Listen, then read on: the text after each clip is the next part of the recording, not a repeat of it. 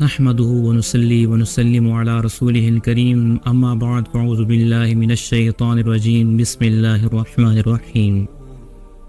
ایک نئی ویڈیو کے ساتھ آپ کی خدمت میں حاضر ہیں جس میں ہمارا موضوع سخن ہوگا ایک عجیب فیصلہ۔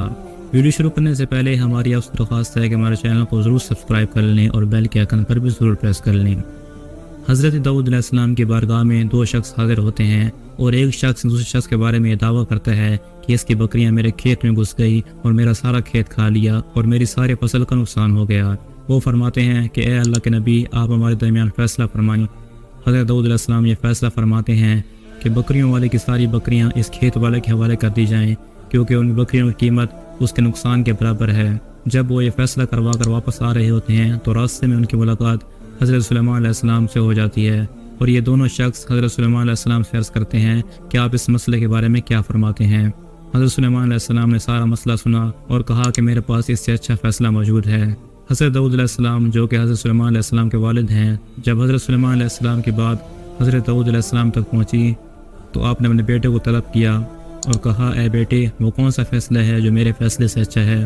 حضرت سلیمان علیہ السلام نے عرض کی کہ اے بابا، وہ یہ ہے کہ بکریوں والے کے حوالے یہ کھیت کر دیا جائے اور یہ اس کی کاشت کرے، اور یہ اس کی کاشت اس وقت تک کرے جب تک اس حالت تک نہ پہنچ جائے جس حالت میں اس کی بکریوں نے یہ کھیت کھایا۔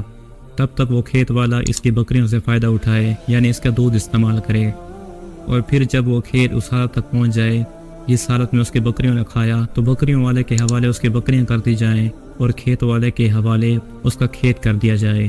حضرت سلیمان علیہ السلام کا یہ فیصلہ حضرت داؤد علیہ السلام نے بھی پسند فرمایا۔ علماء فرماتے ہیں کہ اس سے بات ثابت ہوتی ہے کہ حضرت داؤد علیہ السلام کا فیصلہ اور حضرت سلیمان علیہ السلام کا فیصلہ عزل اجتہاد تھا، اور یہ بات بھی ثابت ہوتی ہے کہ اجتہاد کرنا انبیاء علیہ السلام کی سنت ہے۔ اگر آپ کو ہماری ویڈیو پسند آئے تو ہمارے چینل کو ضرور سبسکرائب کر لیں اور بیل کے آئکن پر بھی ضرور پریس کر لیں۔